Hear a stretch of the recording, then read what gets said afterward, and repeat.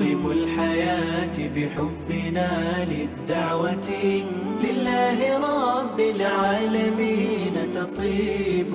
أسعد قلوبا بالهداية والتقى ونر طريقك بالهداية والتقى ونر طريقي كي أراه يطيب. بسم الله الرحمن الرحيم. الحمد لله رب العالمين، والصلاة والسلام على أشرف الأنبياء والمرسلين نبينا Muhammad wa ala alihi wa sahbihi ajma'in. Chers frères, chères sœurs, assalamu alaikum wa rahmatullahi wa barakatuh. Et bienvenue à tous et à toutes dans la continuité de ces cours où nous nous sommes arrêtés à l'énumération de certains bénéfices tirés de ce noble hadith sur le sujet « Le licite est évident » et « L'illicite est évident ». Et nous allons continuer dans l'énumération de ces bénéfices tirés de ce noble hadith, riche en enseignements et d'une importance grande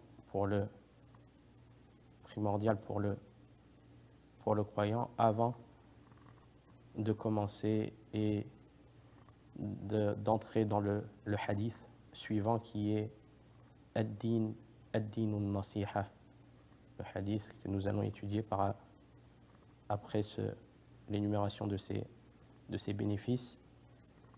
C'est la religion et sincérité. Donc, nous continuons là où nous nous sommes arrêtés et nous avons évoqué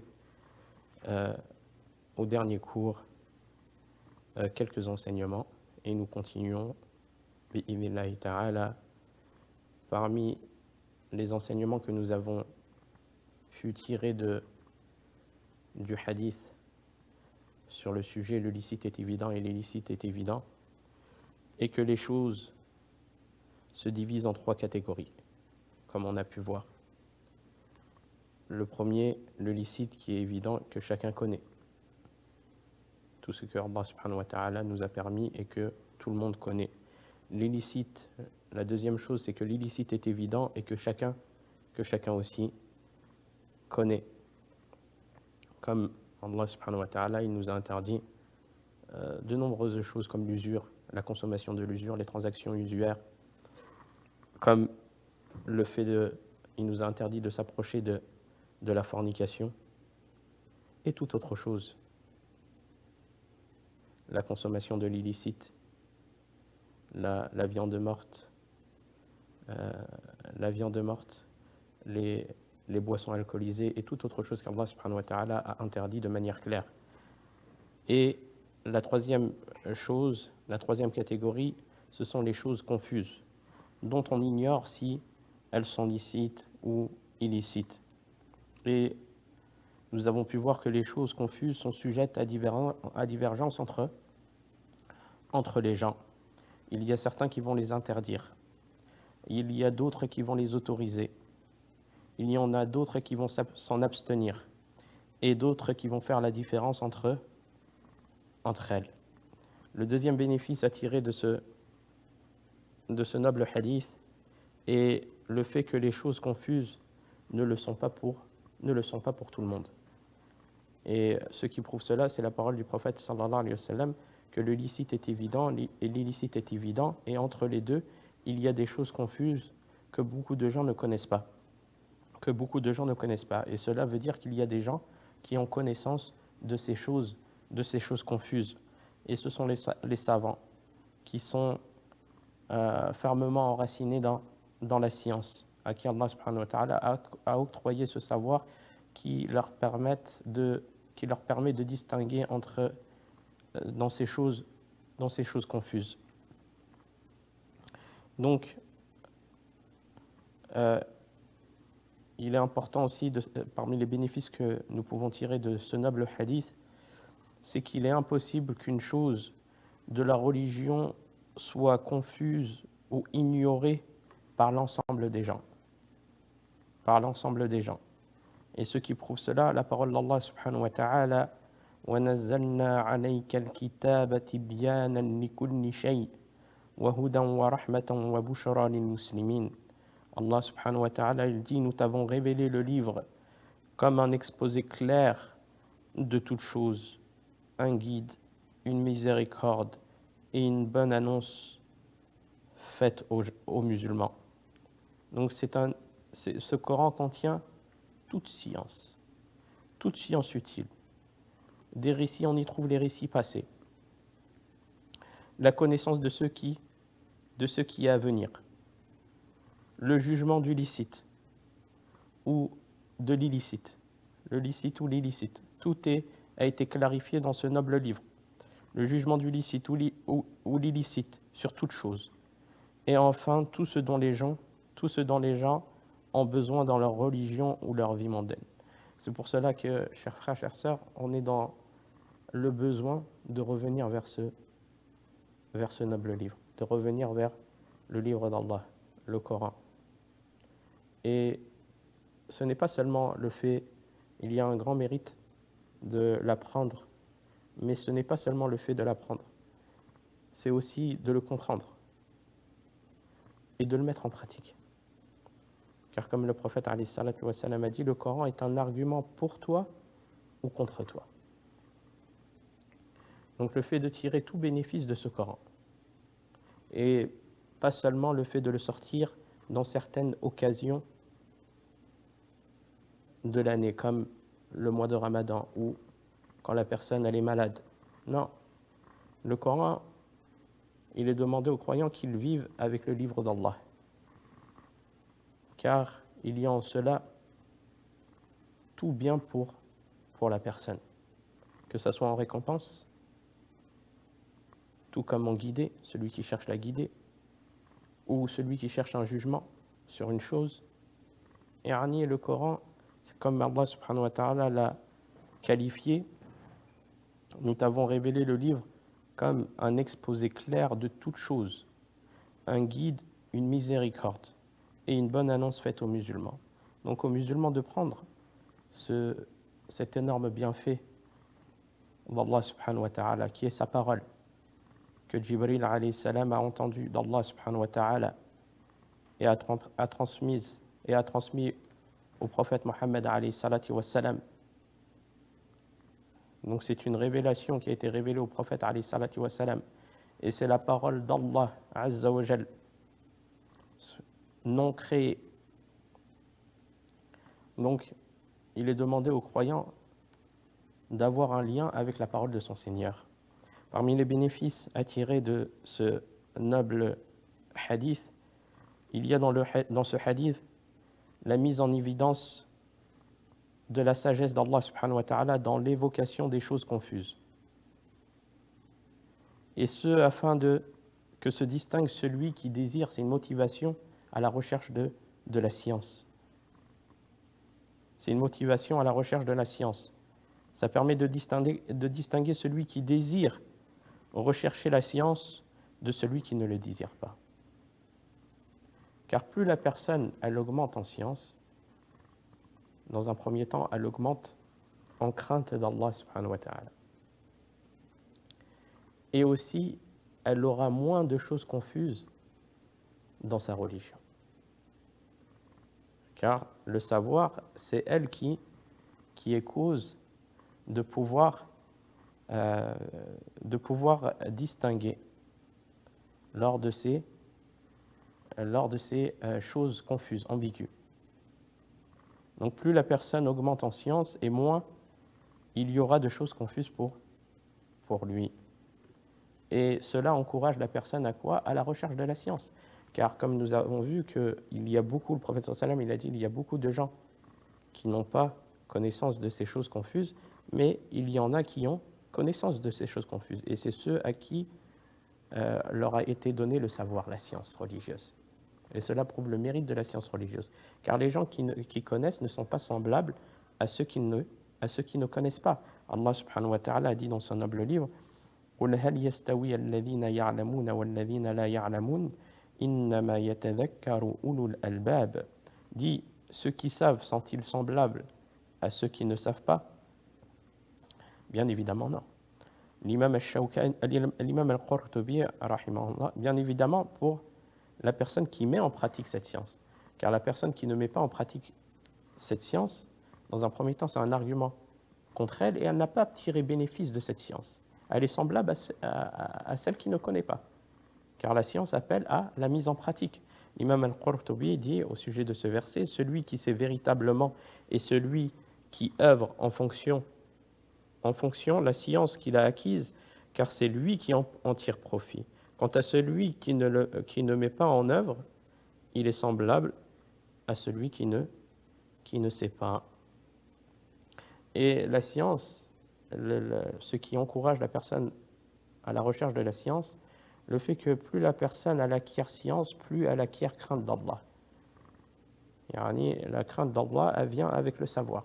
C'est pour ça qu'Allah subhanahu wa ta'ala a dit dans son noble livre Innama yakhsha Allah min ibadihi al-ulama.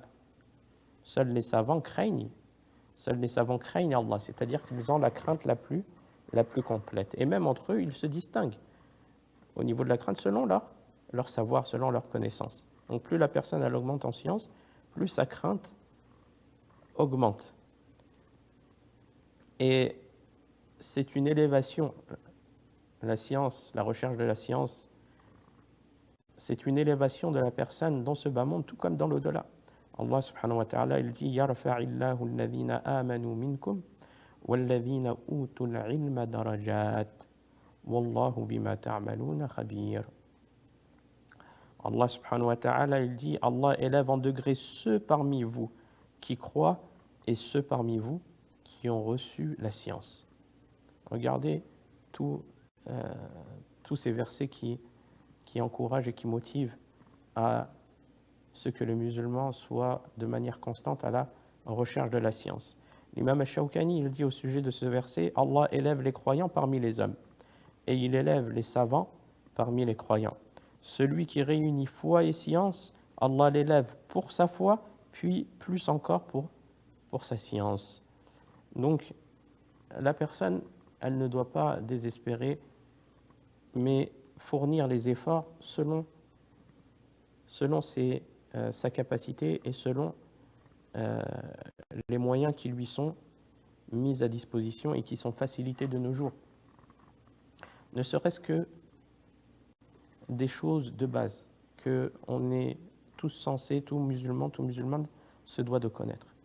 La personne, elle doit faire l'effort afin d'acquérir ces choses de base qui seront cause de tout bien pour elle, de clairvoyance, et aussi le fait de les mettre en pratique. Le fait de les mettre en pratique et aussi le fait d'avoir une part d'appel à la religion d'Allah autour de toi, ne serait-ce que dans ta famille. Les gens qui ignorent certaines choses que la personne elle a pu apprendre, le fait de partager cela afin que le bien se propage. Bien évidemment, chacun selon ses capacités et selon ce qu'il a acquis comme savoir.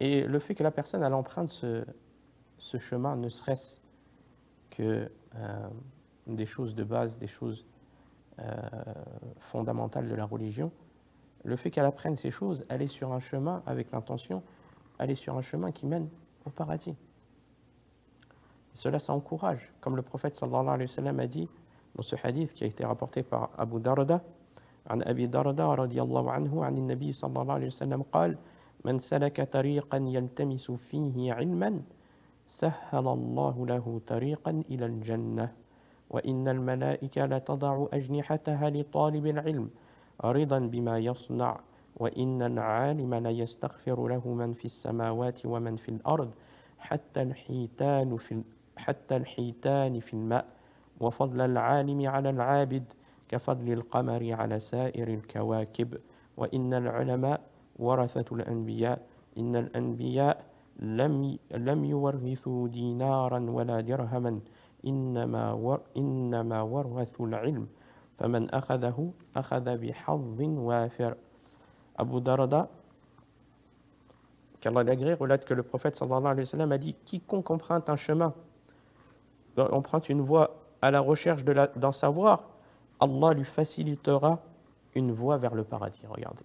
Rien que le fait d'emprunter un chemin qui vers le savoir, la recherche d'un savoir, de la science, même si cela est minime. Allah, le prophète sallallahu alayhi wa sallam a dit: quiconque emprunte une voie, à la recherche d'un savoir, Allah lui facilitera une voie vers le paradis. Certes, les anges recouvrent de leurs ailes celui qui recherche le savoir en signe de satisfaction pour ce qu'il fait. Ceux qui se trouvent dans les cieux et sur la terre, jusqu'aux poissons dans l'eau, implorent le pardon en faveur du savant. Regardez le mérite du savant. C'est pour cela que la personne doit aimer les savants en islam. Car le prophète sallallahu alayhi wa sallam, il a décrit le mérite, Allah subhanahu wa ta'ala, il a décrit dans son noble livre le mérite des savants.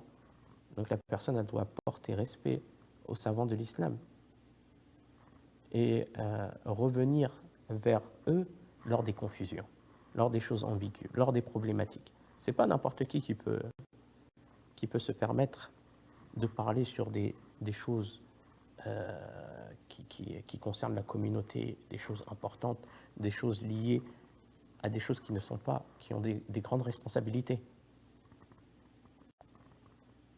et qui peuvent parfois amener à des gros dégâts. Donc c'est pour cela que la personne, elle doit reconnaître les savants, leurs mérites, et elle doit avoir un amour envers Allah de ces savants, car Allah subhanahu wa ta'ala, il leur a donné mérite, ainsi que le messager alayhi salatu wa salam.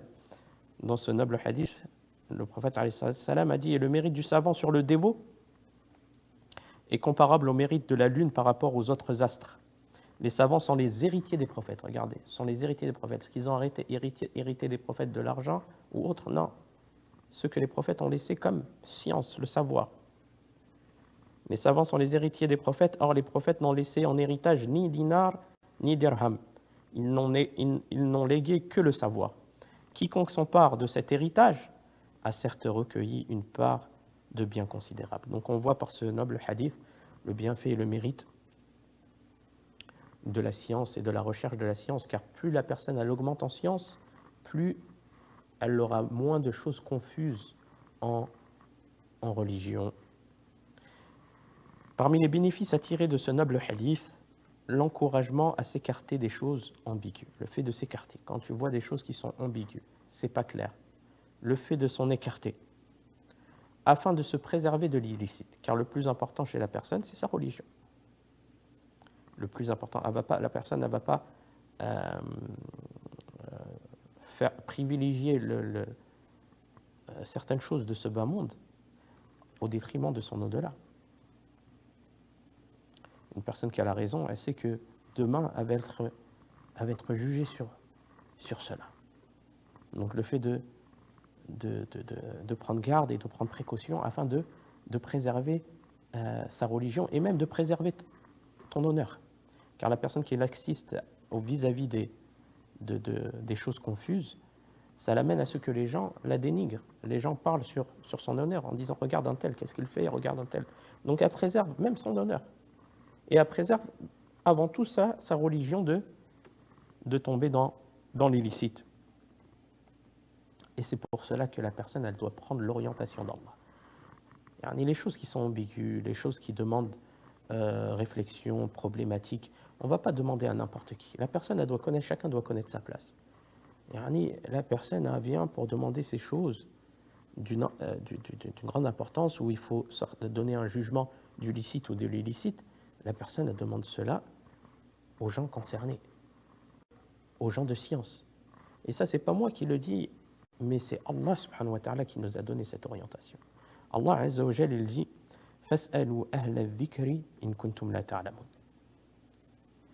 Interrogez donc ceux qui détiennent la connaissance si vous ne savez pas. Donc c'est pour cela que le musulman, il se doit de revenir aux gens de science et de connaître ces gens de science qui sont accrochés au Coran, qui sont accrochés à la Sunna, qui ont passé des longues années dans cela et qui sont connus pour leur rectitude, leur droiture au niveau religieux, leur crainte d'Allah, subhanahu wa ta'ala, leur savoir qui est reconnu. Et la personne a la confiance au savoir de ce savant qui est recommandé et qui va craindre Allah dans la réponse qu'il va lui donner. Et ça, c'est une issue à beaucoup de problèmes. Donc le fait de revenir, et c'est eux qui prennent la responsabilité devant Allah de ce qui te donne comme jugement.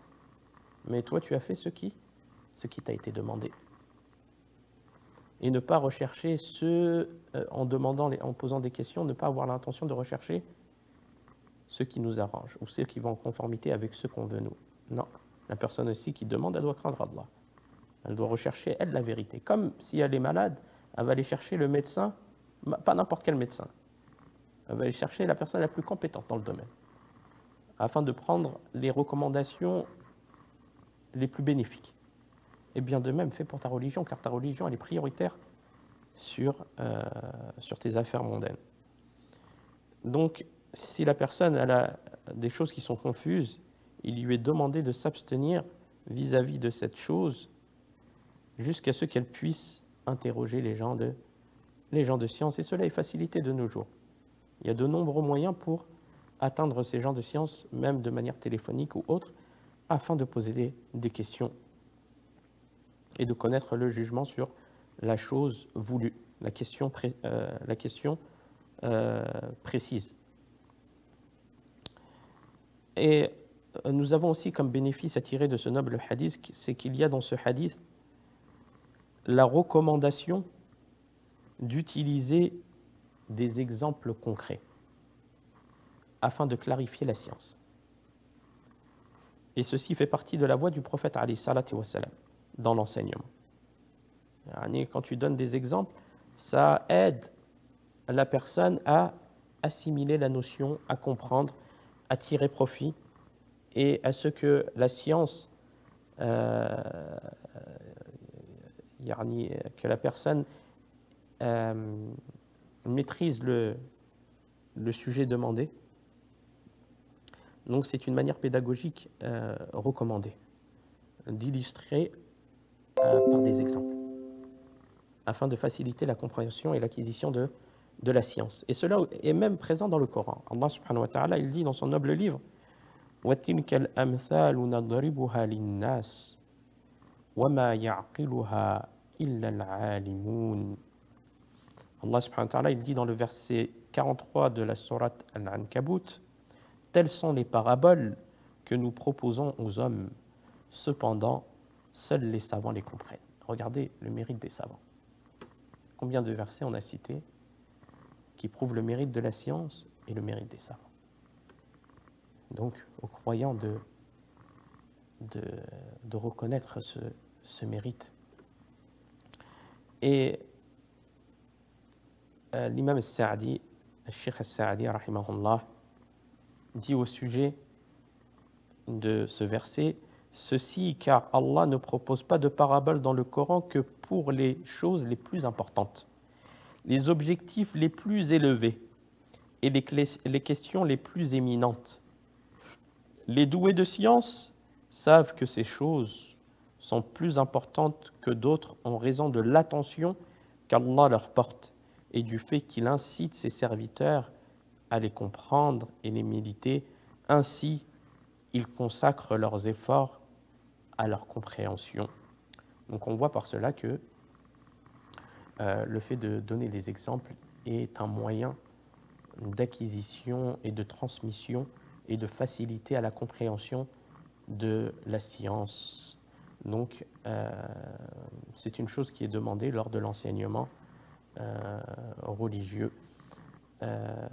Et on voit par cela le mérite que le musulman se doit de la recherche de la science.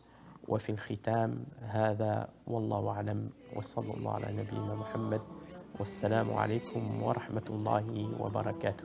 بالهداية والتقى ونر طريقي كي